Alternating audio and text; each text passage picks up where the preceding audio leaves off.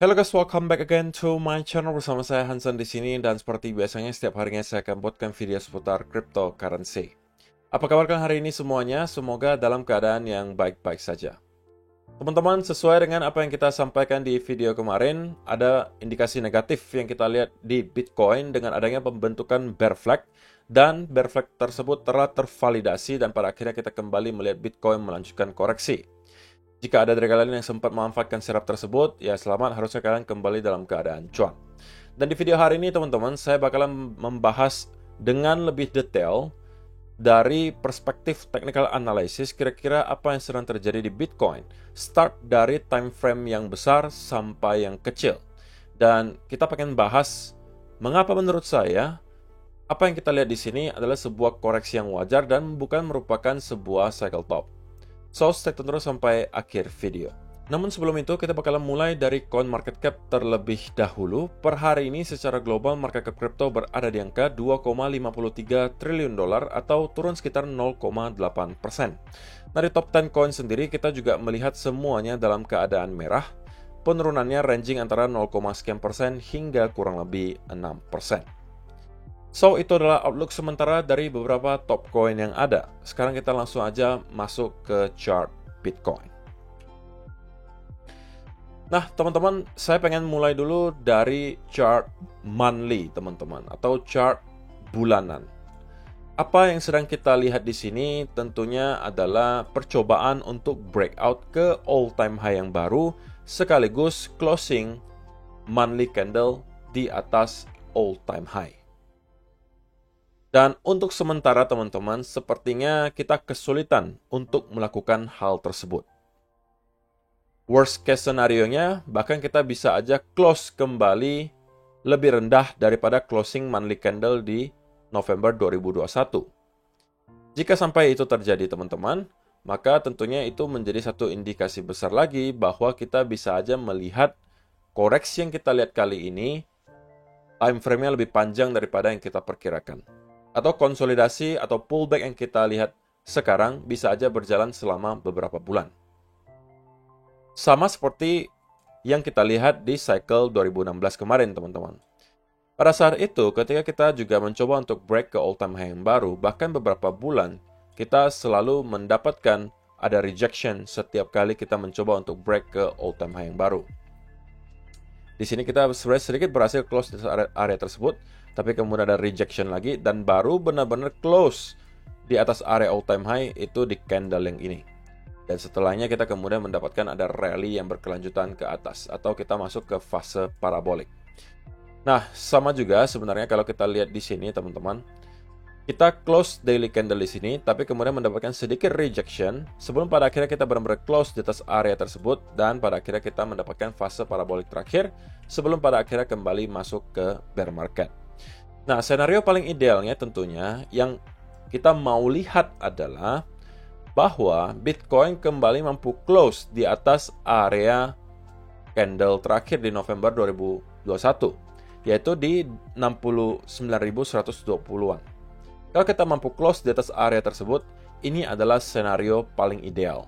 Dan chance-nya cukup besar kita bisa melihat beberapa bulan ke depan kita akan melakukan kenaikan dari sini. Tetapi, kalaupun tidak, setidak-tidaknya kita mau melihat ada closing body candle monthly kali ini lebih tinggi sepanjang sejarah.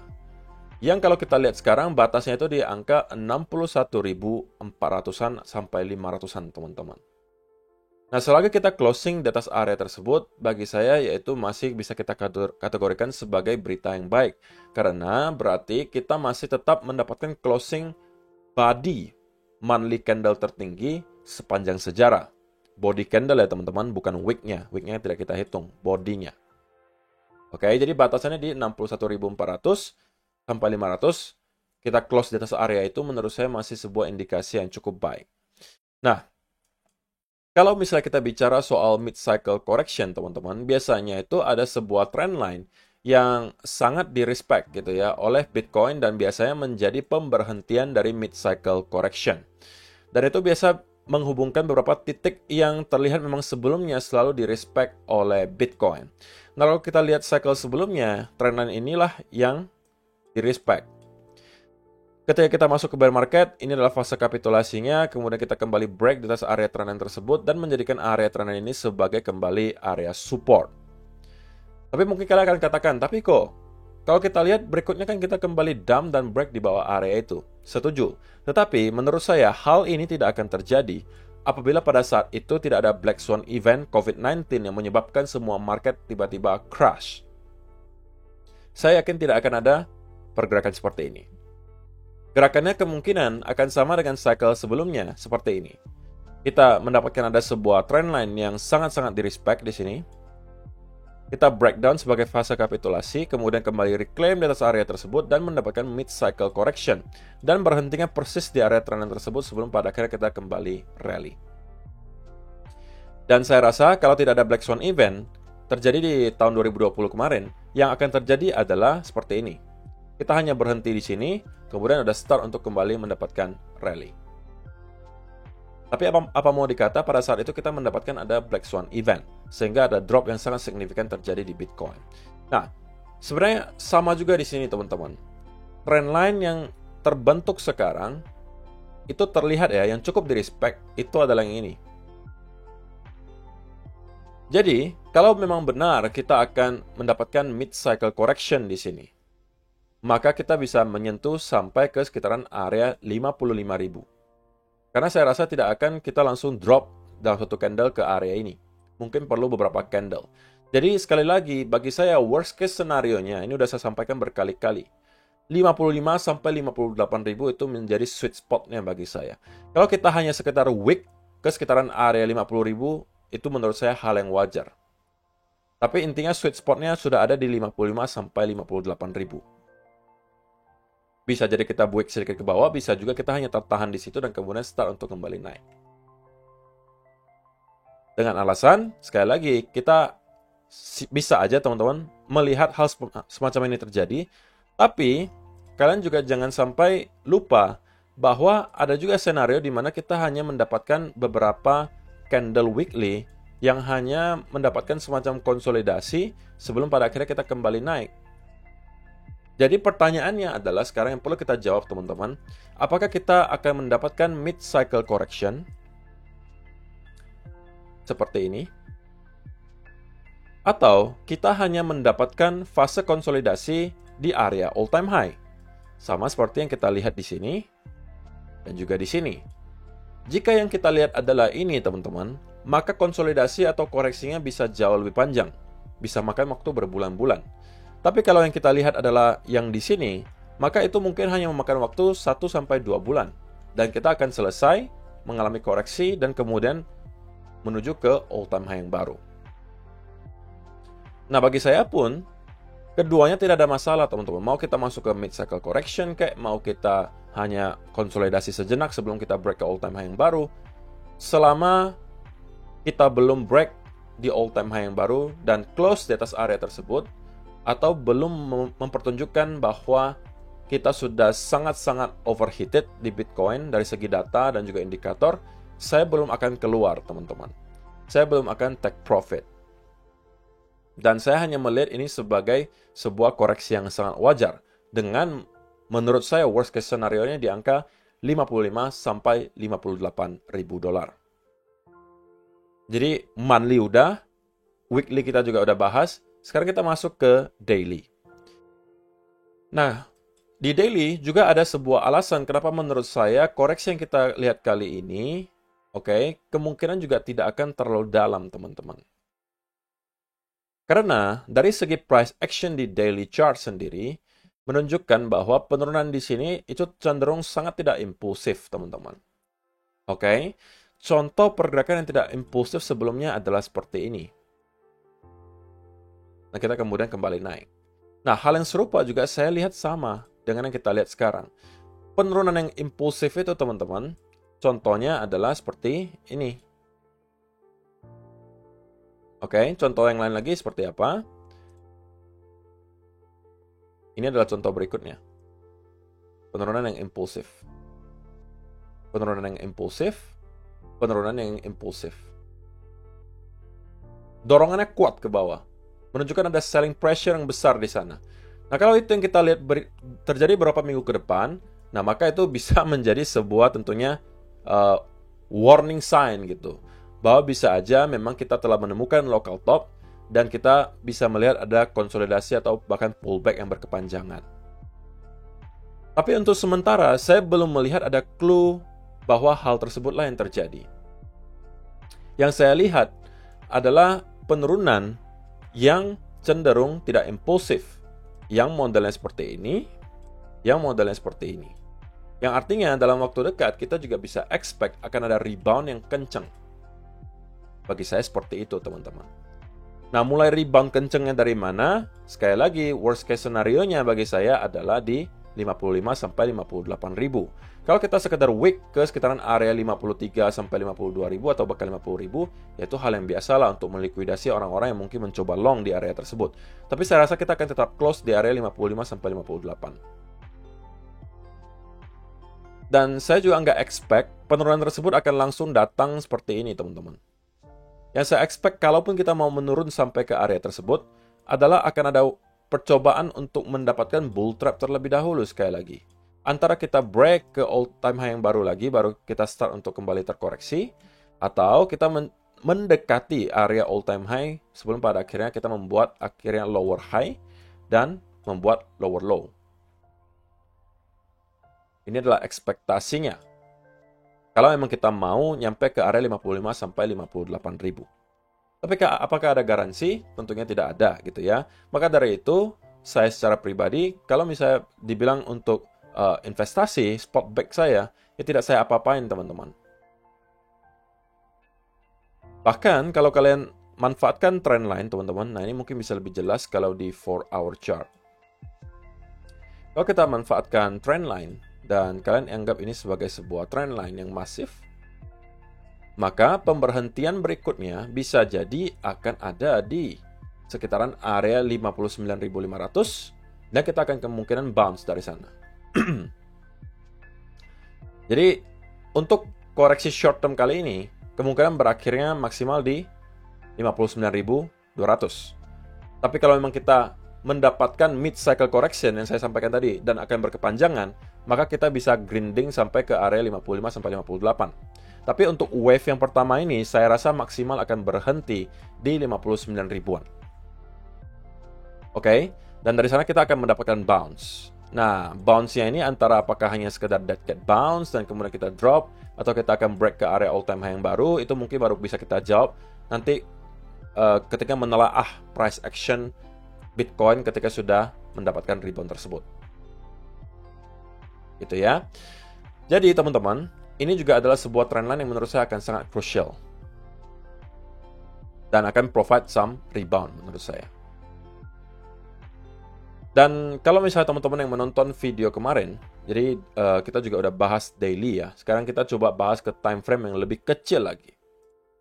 Video kemarin saya sampaikan kenapa saya secara pribadi tidak terlalu menyukai price action Bitcoin pada saat itu saya sampaikan. Karena ada indikasi pembentukan bear flag di sini teman-teman. Dan saya sampaikan, jika kita sampai memvalidasi bear flag ini, maka kita bisa expect setidak-tidaknya Bitcoin akan nyampe ke area 64 sampai 63.500-an. Oke. Dan kita sudah persis melakukan hal tersebut. Breakdown dari bear flag. Dan kita mendapatkan koreksi sekali lagi. Lalu pertanyaan berikutnya, what's next kok? What's next gitu kan? Nah, kalau untuk sekarang teman-teman, saya harus secara jujur mengatakan bahwa saya sekarang biasnya cenderung netral. Kalau kemarin bearish, sekarang netral. Artinya apa? Ini adalah gray zone bagi saya, daerah abu-abu. Saya tidak bisa mendapatkan clue yang terlalu jelas apa yang sedang market mau kasih tahu ke saya. Sehingga dalam fase seperti ini, saya memilih untuk stay away dari market terlebih dahulu. Kalau misalnya saya trading. Kalau kemarin kita membahas ada potensi bounce di sini, ini kan ada clue-nya nih, gitu kan? Breakout ini bisa menjadi setup. Saya sampaikan ke teman-teman pada saat itu. Ini juga udah berhasil, harusnya kalian dapatkan profit. Di sini juga sama, clue-nya dikasih oleh market, ada bear flag. Tervalidasi, ini juga bisa menjadi setup untuk short. Dan kalian juga harusnya udah mendapatkan cuan kalau misalnya berhasil memanfaatkan setup tersebut. Nah, untuk sekarang, clue-nya menurut saya belum lagi terlalu jelas. Oke, belum lagi terlalu jelas clue-nya. Sehingga saya lebih memilih kalau misalnya seorang traders untuk stay away atau wait and see terlebih dahulu. Sampai ada clue berikutnya muncul, sampai ada semacam pergerakan lagi yang menurut saya bisa kita analisa secara jelas. Sedang apa nih market, gitu kan? Clue-nya seperti apa? Dengan ada clue tersebut, kira-kira probabilitasnya lebih tinggi seperti apa? Nah, baru kita bisa hasilkan kembali setup yang baru. Oh, menurut saya teman-teman, semua setup yang kalian ambil di daerah abu-abu ini tidak akan menghasilkan risk to reward ratio yang terlalu memadai. Dan saya rasa, baru akan ada lagi setup yang bisa kita hasilkan apabila teman-teman kita nge-retest ke area trendline. Yang kemungkinan akan kurang lebih berada di 59 ribuan di sini.